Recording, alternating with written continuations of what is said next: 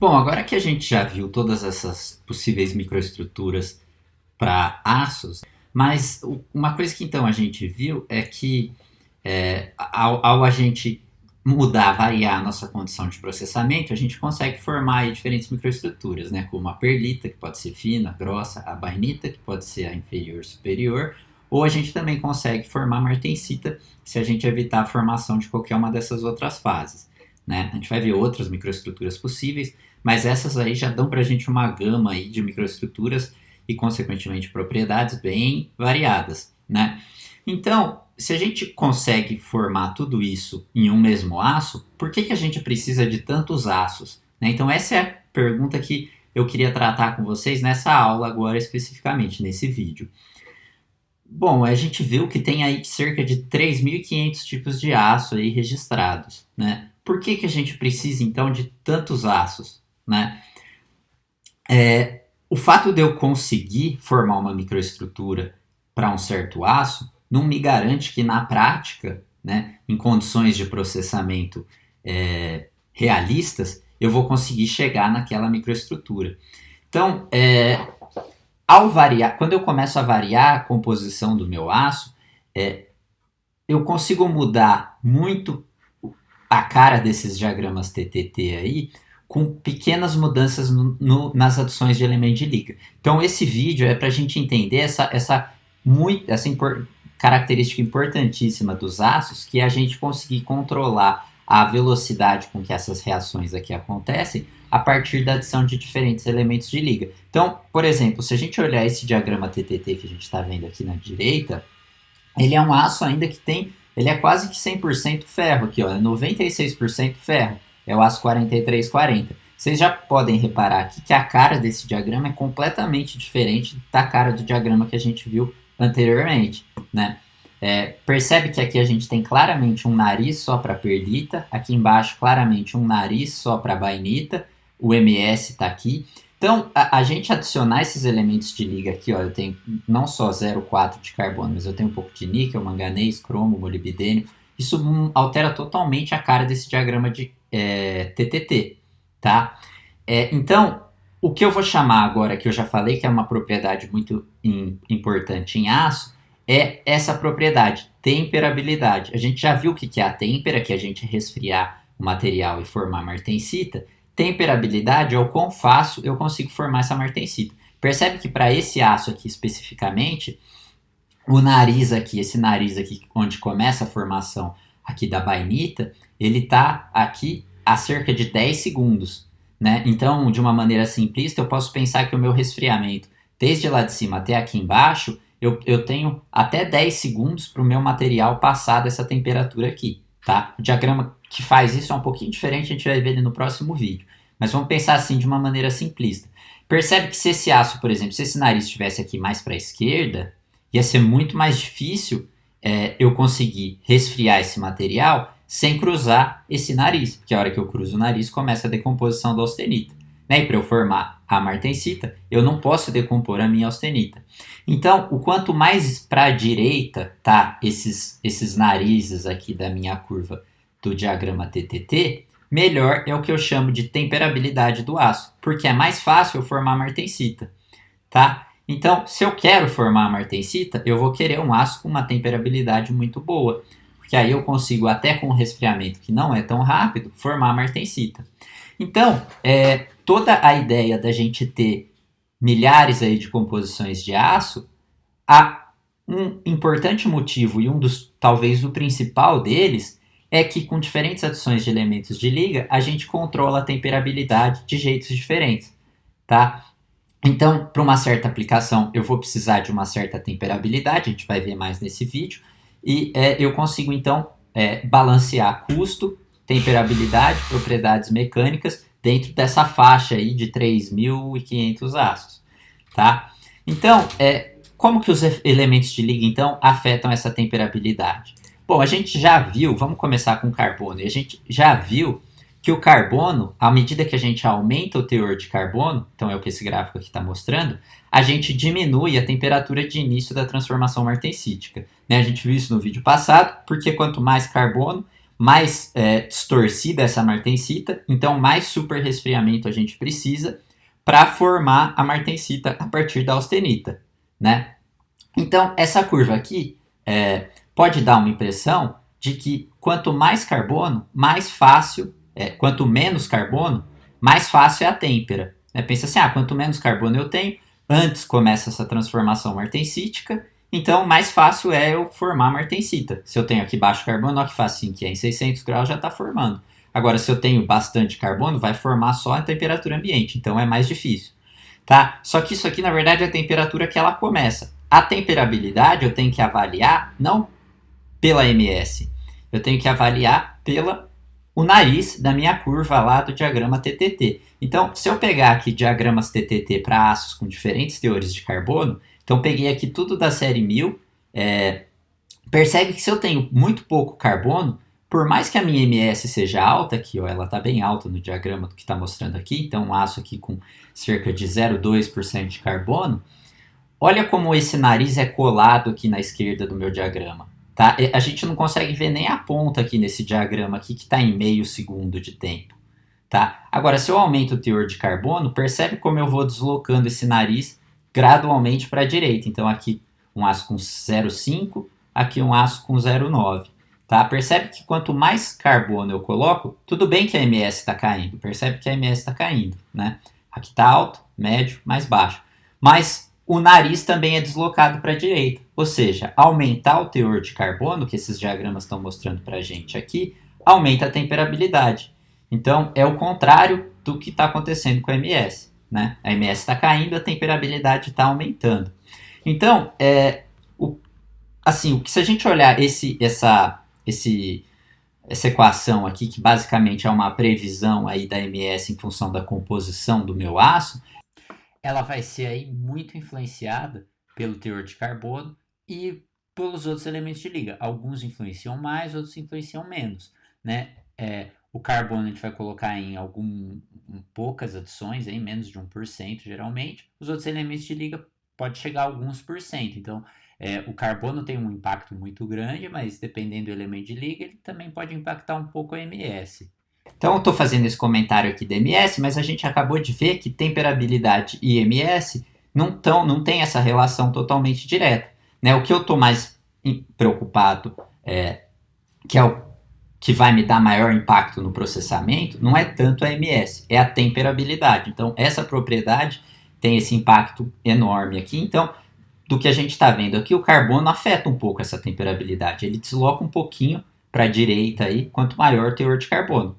Mas vamos pegar, então a gente pode pensar assim, bom, se eu quiser um aço então com uma temperabilidade boa, é só eu pegar um aço então com alto teor de carbono, né? Isso aqui vai gerar para a gente vários problemas se eu quiser usar um aço alto carbono para qualquer aplicação. A gente já viu que a martensita é muito frágil, quanto mais carbono tem no meu aço, mais frágil vai ser a minha perlita, mais frágil vai ser a minha bainita, mais frágil vai ser a minha martensita.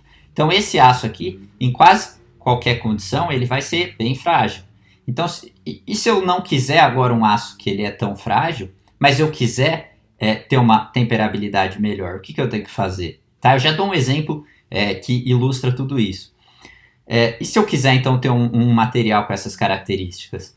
Bom, então eu vou ter que agora pensar na adição de outros elementos de liga para melhorar essa temperabilidade sem eu aumentar o meu teor de carbono. Então aí que entra toda essa importância dos outros elementos de liga nos aços, tá? Então, por exemplo, se eu pegar... Então, vamos olhar agora diagramas binários, ferro com outros elementos de liga. Se eu pego aqui o ferro e eu começo a adicionar níquel, então está aqui da esquerda para a direita, percebe que o níquel ele é muito mais solúvel na austenita, que está aqui em cima, do que na ferrita, né? O ferro aqui no ferro cromo está no lado direito aqui. Então, vamos pensar aqui da esquerda para a direita, né? Está em ordem alfabética, cromo, ferro. Se eu começo a adicionar cromo no ferro, percebe que o que começa a aumentar aqui, o que domina, é o campo da ferrita, CCC. Né? O legal desse diagrama é até que mostra pra gente que a ferrita delta e a alfa são a mesma fase. Então percebe que o campo da austenita vai ficando menor, menor, menor, até eu ter só o campo da ferrita. Né? Então, mesma coisa o molibdênio. A gente vai aumentando o teor de molibdênio, o campo CCC vai ficando maior. Nesse diagrama aqui o ferro está do lado esquerdo. Então, percebe que O níquel é um elemento que estabiliza a austenita, então ele vai ter uma preferência de estar junto com a austenita, e o molibdênio e o cromo, por exemplo, eles são elementos que estabilizam a ferrita, tá? Então, vocês podem estar pensando agora, beleza, mas por que ele está falando tudo isso, né? Bom, quando a gente pensa então que eu tenho um material que ele é austenítico e eu quero decompor ele, seja formando, principalmente formando perlita, mas também formando bainita, o que essas duas decomposições têm em comum é que elas envolvem difusão. Né? A perlita envolve muita difusão, a bainita já é menos, né? Envolve menos, é de uma difusão mais limitada, tem até umas discussões até de o quão importante é a difusão para a formação da bainita. Mas a gente, em geral, considera que para essas duas reações, difusão é muito importante. Então, eu tenho a minha austenita, eu quero em algum momento, então, formar ferrita mais sementita. Vamos imaginar que eu forme, então, eu tenho aqui um certo elemento, que eu estou representando aqui dessa cor azul, que ele está homogeneamente distribuído na austenita. A hora que essa transformação para ferrita começa, se eu tenho um elemento que ele é ferritizante, por exemplo, um molibdênio ou cromo, que a gente acabou de ver, a hora que essa ferrita forma, esse núcleozinho de ferrita vai estar extremamente concentrado nesse elemento, seja molibdênio ou cromo. Isso vai criar ao redor dele uma falta de cromo ou molibdênio ou qualquer que seja o elemento ferritizante. Com essa falta, com esse gradiente, se a gente quiser continuar essa transformação, eu vou precisar de difusão de molibdênio através dessa camada clara aqui, que é a camada com pouco molibdênio. Né? Mas se vocês se lembrarem da aula de CM2 de vocês, molibdênio, cromo, níquel, todos esses são elementos substitucionais. Então a difusão desses elementos é muito baixa comparada com a difusão de carbono. Né? Se a gente pegar um aço carbono, é só a difusão de carbono praticamente que a gente está pensando. No máximo o manganês ali. Mas com esses outros elementos de liga, não é só difusão de carbono que eu preciso para essa reação continuar. Eu também preciso de difusão de molibdênio, cromo, níquel. Tá? Então, seja ele ferritizante ou austenitizante é seu contrário. Né? Aqui dentro vai ter pouco níquel na ferrita, aí eu vou criar uma camada rica em níquel aqui na austenita que está decompondo ao redor dele. De novo, eu vou precisar agora de difusão de níquel para longe aqui dessa ferrita para ela continuar essa reação. Então, seja o elemento que eu estou adicionando ferritizante ou austenitizante, ele vai diminuir a velocidade de formação aí dessa ferrita. Tá? Então, olha que interessante. Se eu pego aqui um aço com 0,4% de carbono, a minha curva aqui do TTT, então tá aqui o meu nariz da perlita, o meu nariz da bainita, vai estar muito mais para a esquerda. Então a gente viu lá, estava na ordem de um segundo ali a posição desse nariz aqui para aquele aço 1040, acho que era o 1050 lá atrás. Se eu vou lá e adiciono 2% de manganês, esses narizes aqui vão drasticamente para a direita. Então, ó, percebe que aqui estava em 1 segundo o nariz da perlita, aqui ele vai para mais de 100 segundos. Então, a temperabilidade desse aço aqui, né, que a gente viu que o carbono mudava um pouquinho ali, eu ia de meio para 1, para... Agora, quando eu coloco um pouco de elemento substitucional, eu consigo mudar drasticamente a posição desses narizes aqui. Tá? Então, ó, ele vai aqui, né, aumenta 100 vezes aqui o tempo. Né, vai 2 ordens de grandeza para a direita. E outra coisa que é interessante a gente notar também é que geralmente a gente desloca mais o nariz da perlita do que da bainita, porque a perlita geralmente precisa mais de mais difusão do que a bainita. Então, praticamente qualquer elemento aí, quanto mais ferritizante ou austenitizante ele for, mais ele vai deslocar. Tá? Então, por que isso importa na prática para processamento, por exemplo? Se eu pegar, vamos pensar que eu tenho um material, então, e eu vou querer resfriar ele. Então, liguei minha água aqui, eu tenho aqui um corpinho de prova, e eu quero, então, quando eu vou resfriar esse material, lógico, eu vou ter que resfriar ele da superfície para dentro, né? Então, existe esse ensaio, que chama ensaio Jomini, que ele é exatamente uma barrinha normalizada, que a gente joga a água de um lado, mede a taxa de resfriamento em função da posição e a dureza em função da posição. Então, aqui tem um exemplo de curvas de resfriamento num ensaio Jomini. Dependendo, se eu estou a uma distância próxima da superfície, aqui, 3,2 milímetros nesse caso, eu consigo taxas de resfriamento aí da ordem de mais 100 graus por segundo. Agora, se eu vou nessa direção aqui, uma distância agora de um pouco mais de 1 centímetro aí dessa superfície, percebe que a minha taxa já caiu bastante. Tá? E quanto mais para o centro eu tiver, menor é essa velocidade de resfriamento. Ou seja, quase qualquer peça, quando eu resfriar ela, né, quando eu for fazer a têmpera, ela vai sofrer um gradiente aqui de velocidades de resfriamento. Então, quando ela for transformar da austenita para perlita, ou bainita, ou martensita, primeiro, diferentes regiões vão transformar de jeitos diferentes, e a gente vai ter em cada região uma propriedade diferente, né? Então, o tipo de aço e a temperabilidade dele vai limitar muito o quanto eu consigo endurecer uma peça como um todo. Era isso que eu estava falando agora há pouco. Então vamos ver um exemplo.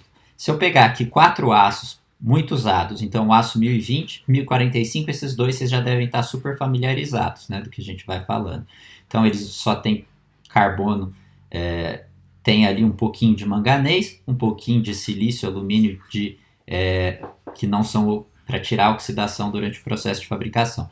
Vamos comparar eles com 2 aços agora ligados, tá? Que a gente coloca um pouco de elemento de liga. 4140, que já é relativamente mais ligado, tem aí um pouquinho de manganês, um pouquinho de cromo, um pouquinho de molibdênio, e o 4340, que tem um pouquinho mais ainda. Percebe que a gente aumentou o teor de níquel, aumentou o teor de molibdênio, tá? Então, qual que é o impacto que esses 2 aços aqui vão ter numa curva de ensaio Jomini, tá? Então agora eu deixo essa referência aqui para vocês, que ela é muito legal, tá? Ela tem várias curvas que vocês conseguem plotar para vários tipos de aço. Então esse diagrama aqui eu fiz nesse site. Então, se a gente compara, então tá aqui o ensaio Jomini, que ele calcula para esses 4 aços aqui diferentes. Percebe que se eu tenho o meu aço 1020, na superfície eu consigo aqui uma dureza limitada, mas à medida que eu vou aumentando a distância aqui da superfície, né, ou seja, regiões resfriadas mais e mais lentamente, percebe como essa dureza vai caindo, cai muito rápido e chega em valores de dureza abaixo, aí para espessuras relativamente pequenas, 5, 10 milímetros. Né? Agora, se eu pego o aço 1045, que ele tem o 0,4 lá de carbono, 0,45 de carbono, mas mesmo assim não muda muito, não tem muito mais elemento de liga aí, quando eu consigo formar a martensita, ele é extremamente duro. Mas percebe que para eu formar a martensita é difícil, porque se eu vou para uma condição aqui que não foi resfriada mais tão rapidamente, percebe como essa dureza aqui cai muito rápido, né? Provavelmente eu já deixei de ter martensita aqui muito perto da superfície, né? Então, a não ser que eu resfrie ele muito rapidamente, ele não forma a martensita. Agora, esses outros 2 aços, 4140, que era um pouco mais ligado, e o 4340, que era bem mais ligado, percebe como a gente consegue manter essa alta dureza ali da superfície por espessuras muito maiores, tá? Então, se eu quero ter um material que eu tenha uma ampla faixa de propriedades, tá? Que eu consiga processar ele com diferentes taxas de resfriamento, eu vou ter que partir para um aço mais ligado. Eu não vou conseguir fazer isso com aços carbono comuns, tá? E, além disso, bom, uma vez que eu fiz a têmpera, eu posso fazer o revenimento. Já vimos isso. Né? Então, dependendo da temperatura que eu fizer esse revenimento, eu vou conseguir uma dureza diferente. Então, isso aqui seria, uma vez que eu formei 100% martensita, se eu fizer o revenimento em diferentes temperaturas, isso é uma coisa bem confusa, porque em inglês o processo de revenimento chama temper, então temper é revenimento, na verdade. Dependendo da temperatura que eu fizer o revenimento, eu vou conseguir aí modificar, né, diminuir essa alta dureza da martensita, que a gente falou que é uma coisa que a gente comumente faz. Então, só para exemplificar o poder que a gente tem, né, de manipular a propriedade mecânica de aço, mudando um pouquinho a composição aí e mudando essa tal dessa temperabilidade aí. Se eu pensar em uma peça com 1 centímetro de diâmetro, o que não é muita coisa, olhando para esses 2 diagramas aqui que eu tenho, então peguei uma peça ali de 1 centímetro de diâmetro, e vamos supor, então, que eu tenho possibilidade de trabalhar com esses diferentes aços aqui. Se eu usar, então, estou pegando aqui os aços com o mesmo teor de carbono, né? O 1045 e o 4140, os dois têm praticamente o mesmo teor de carbono, o que muda é os outros elementos de liga. Se eu quiser fazer a têmpera e eu quiser ter diferentes propriedades aqui nessa peça aqui de 1 centímetro de diâmetro, se eu usar o meu aço 1045, com têmpera e revenimento, eu vou conseguir aí ter uma faixa aí na minha camada superficial de 2 milímetros de 580 a 200 HV. Como que eu cheguei nesse valor? Peguei aqui 2 milímetros, Olhei aqui para o meu aço 1045, tá? Tá mais ou menos esse ponto aqui, tá? Então, se eu fizer a têmpera nele, eu vou ter uma dureza aí de cerca de 580 HV. Com revenimento, eu consigo chegar até lá cerca de uns 200 HV, né? Agora, o meu aço 4140, eu consigo um pouquinho mais, né? Então, na superfície, consigo ali, ó, pegando o mesmo ponto ali, quase 700 ali, né? Até cerca de uns 280 aqui, olhando na curva de revenimento. Tem um pouquinho mais de flexibilidade aí, mas não é grande coisa. Agora, a grande diferença tá se a gente pensar no centro dessa peça, né? Então, 1 centímetro não é muito largo, não é muito espessa, né? Se eu pensar no centro, uma peça que eu fizer com aço 1045, a minha dureza vai estar limitada aí de 320 a 200 HV, né? Então, se eu pegar aqui esse ponto de 5, que vai dar mais ou menos entre esses dois pontos aqui, minha dureza ali é uns 300 HV no máximo. E isso aí só pode abaixar mais se eu fizer revenimento ou algum tratamento térmico depois. Enquanto que se eu usar o 4140, olha como a temperabilidade me garante para essas espessuras ainda uma faixa de propriedades muito maiores, né? Eu consigo desde esses valores aqui de uns 660 ali mais ou menos, até com revenimento cair aí para os 280. Então aqui sim eu tenho uma faixa de propriedades grande, aqui não, né? Então, principalmente peças com geometrias cada vez mais complexas, que a têmpera então vai exigir aí grandes gradientes, cada vez mais eu tenho que partir para aços mais ligados se eu quiser ter propriedades mecânicas melhores aí, né? Se eu quiser uma dureza maior, por exemplo, uma resistência mecânica maior, na peça como um todo, tá? Então isso é uma característica extremamente importante de vocês terem na cabeça de por que eu preciso, então por que eu tenho tantos aços aí disponíveis no mercado.